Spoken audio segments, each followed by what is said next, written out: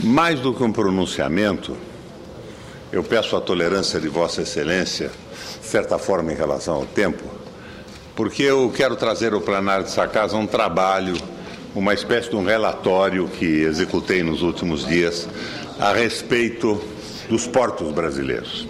Muito bem. Nada, senador, mais parecido com Saquarema que um Luzia no poder. A frase foi dita por Holanda Cavalcante para designar a ausência de diferenças de fundo e essência entre o Partido Conservador, os Saquaremas, e o Partido de Lusiânia, em Minas Gerais, os Luzias, que era tido como Partido Liberal. Esta consideração feita no século XIX ganha absoluta atualidade à medida que o governo avança suas propostas para a infraestrutura. Avança propostas na direção errada, sob inspiração errada e aconselhamento errado. Avança na privatização e na desnacionalização da infraestrutura brasileira, na submissão aos interesses do grande capital, como é o caso da medida provisória em trâmite no Congresso Nacional, a famosa MP 595, a famigerada medida provisória dos portos. A luta pelo porto público ocupou-me em meus 2 últimos mandatos como governador do Paraná, de 2003 a 2010. O governo Fernando Henrique e meu antecessor Jaime Lerner haviam estabelecido um convênio de delegação que garantia que o porto seria privatizado em 6 meses. Eu assumi o governo e paralisei o processo inútil de privatização do porto. Investi no porto, reorganizei a administração, combati os interesses que o submetiam e resgatei o seu caráter público. Travei, senador Taques, uma dura guerra em defesa do Porto de Paranaguá. O porto é a porta de entrada e de saída do país. Do Porto de Paranaguá depende a nossa economia, o desenvolvimento de setores da nossa indústria, de regiões do meu estado e do país. Pensei que com a eleição do meu amigo Lula e depois da presidente Dilma, estaríamos livres da burrice fundamentalista, da submissão à cobiça e à internacionalização do Brasil. Pensei também que não teria mais que sair a campo para lutar contra a destruição e a privatização do Porto de Paranaguá. Afinal, ouvi da própria presidente Dilma, quando ministra da Casa Civil e pré-candidata à presidência da República, que o nosso Porto de Paranaguá era um exemplo de eficiência e racionalidade. Isso está no YouTube, na internet, para quem queira ver e ouvir. E era, mas não quando eu assumi o governo. O Porto de Paranaguá não tinha dinheiro em caixa. Os pátios eram espaços de exploração infantil. O lenocínio tomava conta e o porto não tinha receita. Os grandes graneleiros dominavam o porto e a economia do Estado não respirava mais. Não tinha como importar nem exportar, porque o porto só se dedicava a exportar grãos das grandes empresas e as trades internacionais do agronegócio.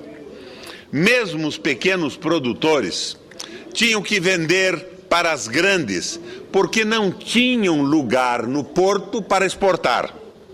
Tive que estabelecer cotas. Criei e recriei a exportação das multicargas, madeira, congelados, automóveis, porque alguns setores da economia que precisavam exportar para crescer não tinham esta possibilidade. Se o porto fecha, estrangula a economia.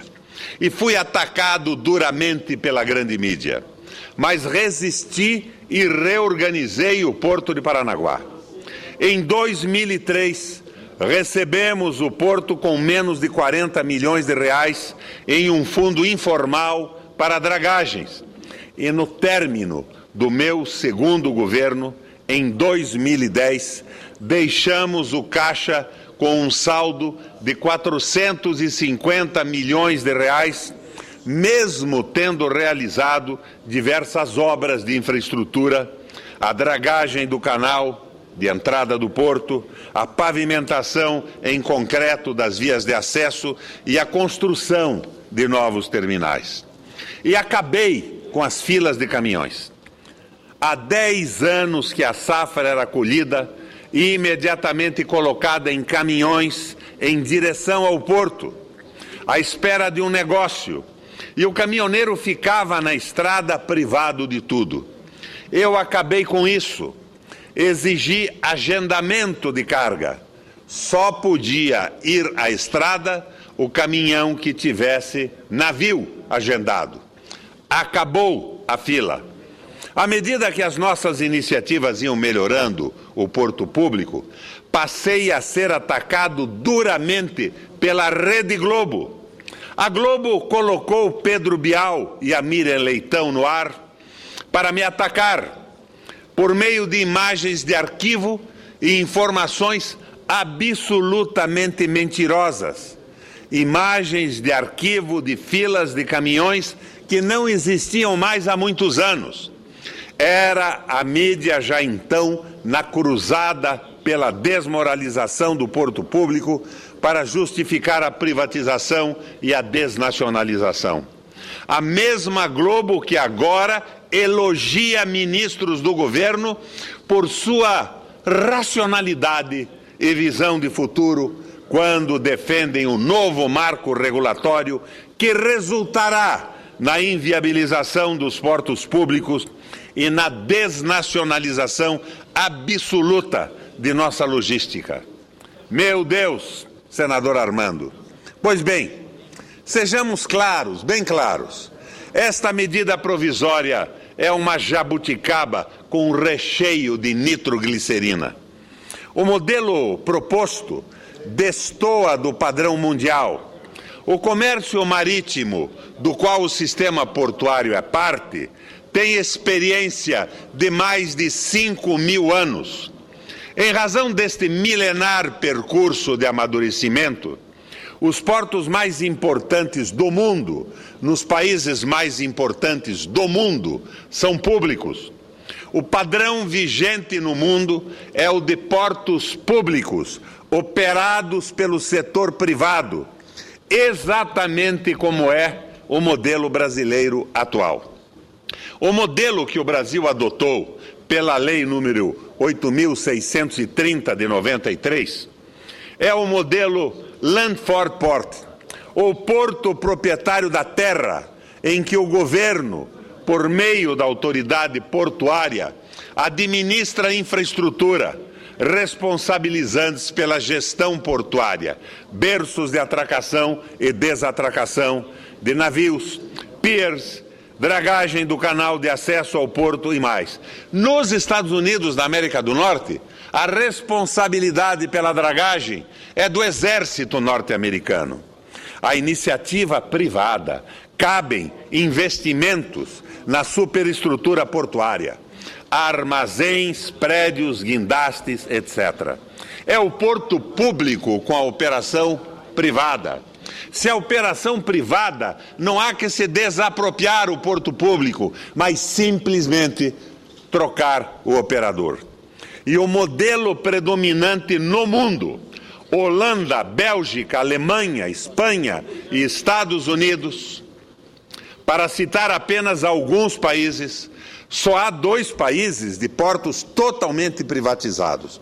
Os da Inglaterra, por obra e graça de Margaret Thatcher, e os da Nova Zelândia.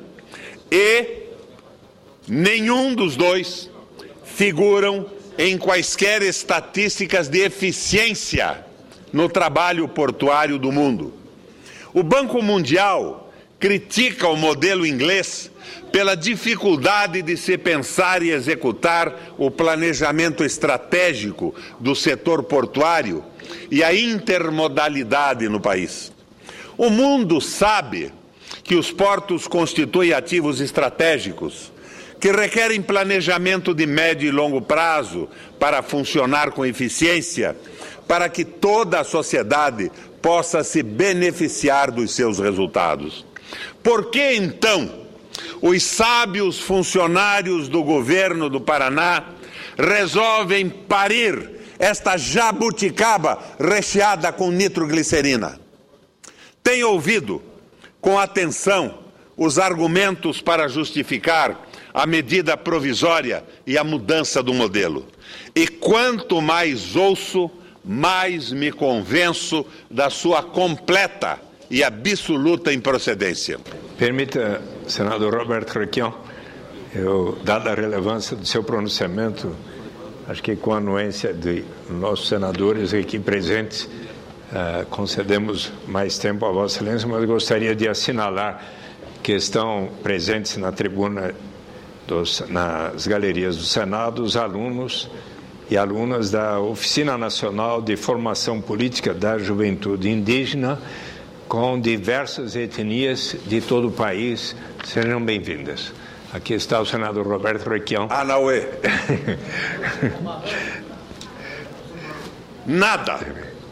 Nada disso.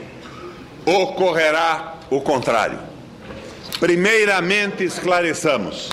Esta medida provisória visa o comércio marítimo de containers. O comércio de granéis, no modelo atual, já pode perfeitamente ser movimentado em terminais de uso. Os terminais de uso público, por quem necessite verticalizar sua cadeia de produção, o que é feito por grandes empresas como a Petrobras, Vale, Cargill, Bung e outras. E quanto às terríveis filas do Porto de Santos, na época da colheita, todos sabemos que se devem à falta de armazenamento suficiente nas regiões produtoras e nos terminais graneleiros, e a perversa matriz de transporte terrestre brasileira, na qual produtos de baixo valor agregado, como a soja e o milho, são transportados por caminhões ao invés de trens. No caso de Santos, as filas persistem porque o porto não adotou ainda a exigência de agendamento de navio para os caminhões que se dirigem ao porto, como nós fizemos já há alguns anos em Paranaguá. Ainda sobre os granéis, é evidente que sempre haverá alguma concentração de navios em época de safra. A sazonalidade da produção e do comércio torna irracional e improdutivo construir estruturas gigantescas que ficarão ociosas grande parte do ano. Logo, o alarido da grande mídia sobre as filas não me comove, nem me engana, como não deve enganar os demais senadores da República. É de uma canalice absoluta a relação que a Globo e a Veja estabelecem entre filas de caminhões no Porto de Santos, em época de safra, a uma suposta falência do modelo brasileiro de portos públicos para justificar a privatização absoluta dos nossos portos. Alhos misturados com bugalhos. Só se engana, senador Suplicy, quem assim deseja ser enganado. As soluções para os problemas do escoamento da safra passam por aumento da armazenagem no interior e nos portos, mudança da matriz de transportes terrestres e gerenciamento inteligente e racional dos portos. Tudo isso é possível fazer no atual modelo portuário. Nada disso exige que o modelo seja destruído, como quer o raio da medida provisória. Então, como vemos, é do comércio de containers que devemos nos ocupar na análise da medida provisória 595. Aliás, o senador Eduardo Braga, relator da medida provisória, reconhece que o foco é o comércio de contêineres. E é aí que reside o aspecto crítico da medida provisória para a economia nacional, porque o comércio de contêineres é o que afeta mais diretamente a produção industrial. Os prejuízos que o novo modelo trará, se adotado, reforçarão o perfil primário exportador da economia brasileira. No caso dos contêineres, o comércio internacional pelo mar é controlado por grandes armadores internacionais, os donos de frotas de navios, como a Maersk, Hamburg Süd, MSS, MAS, Grimaldi. 10 empresas dominam 70% da navegação de longo curso. São eles que estabelecem o porto que será utilizado para importação ou para exportação. Sempre lembrando que estamos falando de comércio de contêineres, já que nos granéis a situação é diversa. São os armadores também que fixam o preço da operação, estabelecendo a venda casada do frete marítimo com a movimentação do terminal. E como são oligopólios, fixam o preço com base na lógica ditada pelo mercado e não com base nos custos. Do valor recebido do exportador ou pelo importador pela movimentação no terminal portuário, o armador paga ao operador apenas uma parcela que varia entre 50% e 60%.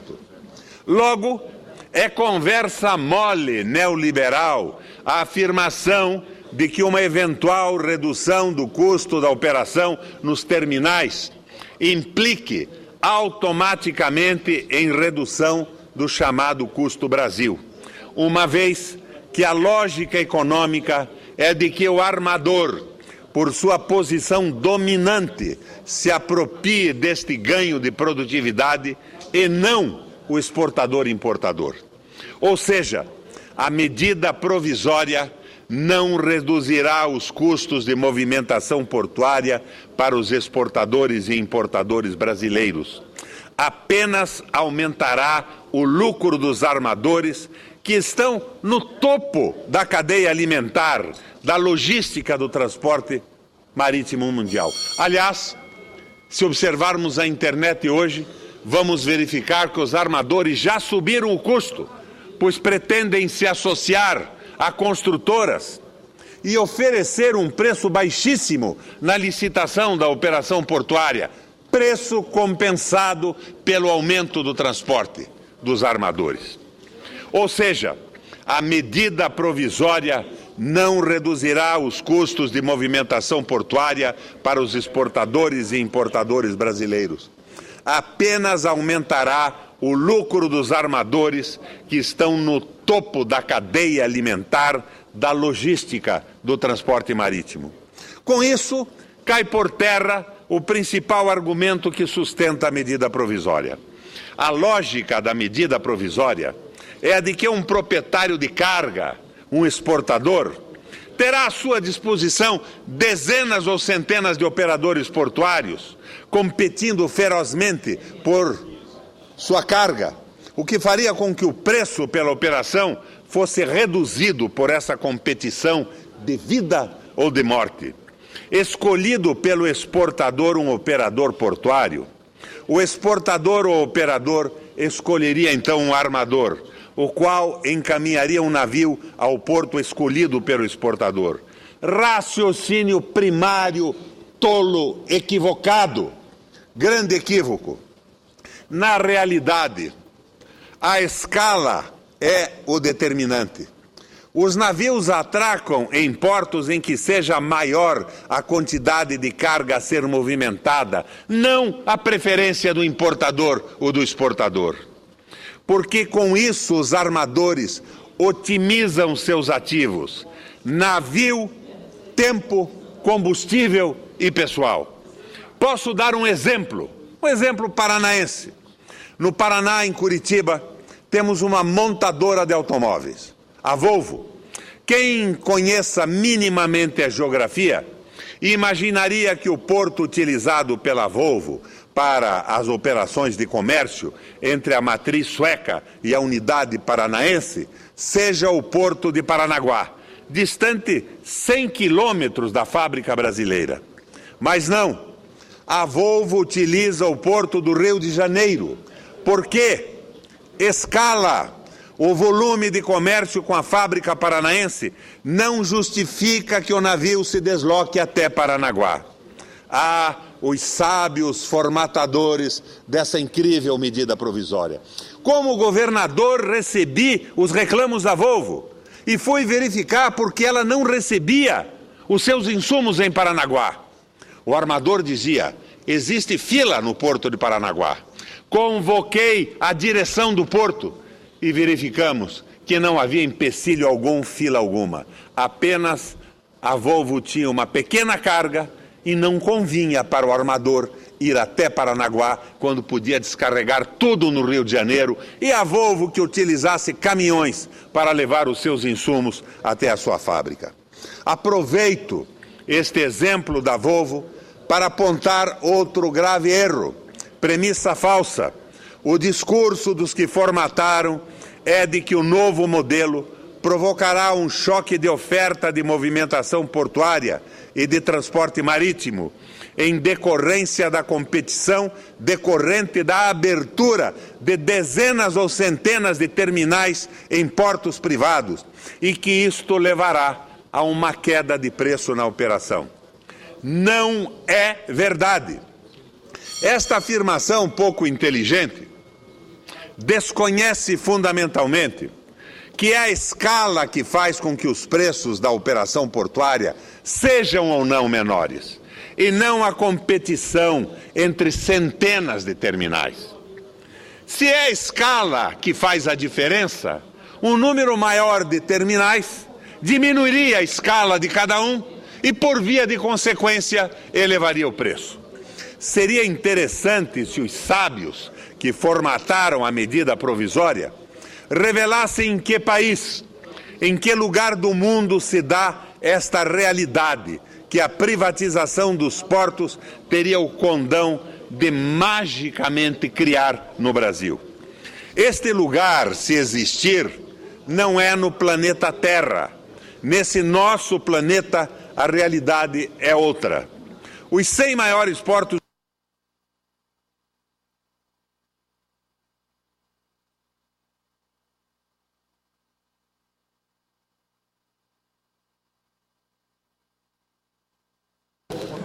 que fosse possível terminar esse relatório. Mais 2 minutos.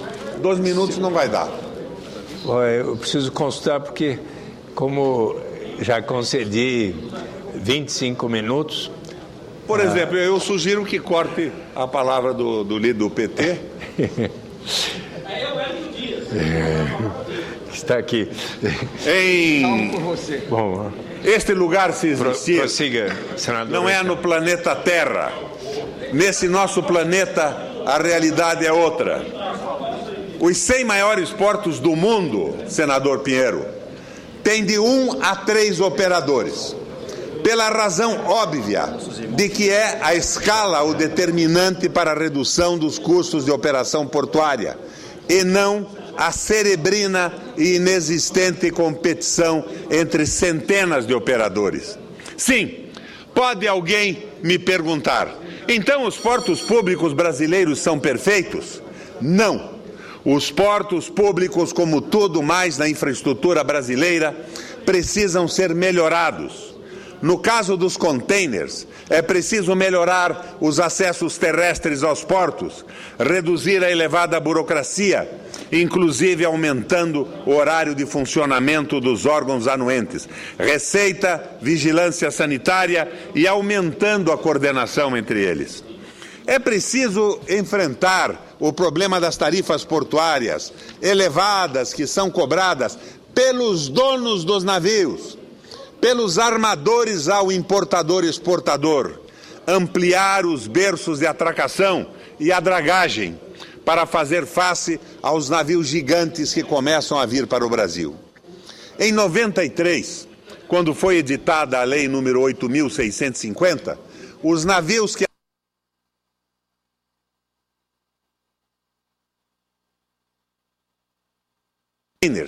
em 2011, entre 3 e 5 mil containers. Em 2012, começaram a chegar navios com 8 mil containers. O maior navio porta-containers do mundo pode transportar de 11 a 15 mil containers. No caso do granel, é preciso enfrentar a insuficiência de silos nas áreas de produção, porque acabam sendo os caminhões parados na beira da estrada, os silos virtuais, sem que o caminhoneiro tenha apoio algum. Áreas de silos insuficientes nas áreas de produção e nos terminais de grãos. Os elevados custos da logística terrestre, decorrente dos pedágios rodoviários, da inexistência de ferrovias e da leniência da NTT na fiscalização das concessionárias de ferrovias privadas. Mas, se não é verdade que os portos públicos sejam ilhas de excelência, nem poderiam ser num país com deficiências graves na infraestrutura. E é uma grande mistificação afirmar que seja o modelo dos portos públicos o responsável por um estrangulamento da economia, como vociferam Globo e a Veja e afirmam irresponsavelmente as autoridades do governo federal. Este alarmismo é uma cortina de fumaça para nos empurrar à privatização e à desnacionalização absoluta dos nossos portos. O secretário de Portos da presidência, José Leônidas Cristino, um dos membros da troika do governo, veio ao Congresso para tentar nos amedrontar na esteira do alarido alarmista da grande mídia. Disse o secretário que sem a MP aprovada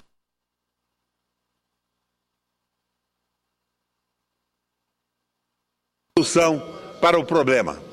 Diante desta incrível confissão de incompetência e de incapacidade de planejamento e gestão por parte do secretário dos Portos. E a minha sugestão é que a presidente Dilma, para evitar o mal anunciado, deveria agir prontamente, demitindo o raio do secretário e estabelecendo uma política de fortalecimento do sistema portuário nacional. E não mandar para o Congresso uma medida que destruirá os portos públicos, encarecerá as tarifas, debilitará a possibilidade de planejamento estratégico e enfraquecerá a soberania nacional. Deveria trocar o secretário e proibir o novo secretário de segurar o crescimento dos portos brasileiros, ordenando que desengavetasse os... Caro senador, nós temos o horário da ordem do dia, já estamos passando, e vários colegas que têm inclusive voos estão inscritos. E eu sei da importância do discurso de Vossa Excelência. Importância de Vossa Excelência, mas é que já passou de 30 minutos. E eu queria fazer a ordem do dia, por gentileza, eu pediria a Vossa Excelência que conclua, por gentileza. Importante que uma discussão verdadeira sobre os portos. Então eu requero a Vossa Excelência que dê o meu discurso por lido, que transcreva nos anais, e eu tentarei fazê-lo de uma próxima vez, porque eu estou absolutamente convencido que a medida provisória dos portos é uma medida contra os interesses do país. E eu ficaria extremamente satisfeito se eu pudesse passar algumas ideias que não foram apenas formuladas por mim, mas pela minha equipe no Porto de Paranaguá, pela equipe do presidente Lula enquanto foi presidente da República, porque o que nós estamos tentando fazer é a legalização do porto do Eike Batista e a legalização de alguns portos que estão exportando cargas de terceiro na ordem de 95%, quando não poderiam fazê-lo. Eu peço então que seja dado por lido, transcrito nos anais do meu discurso.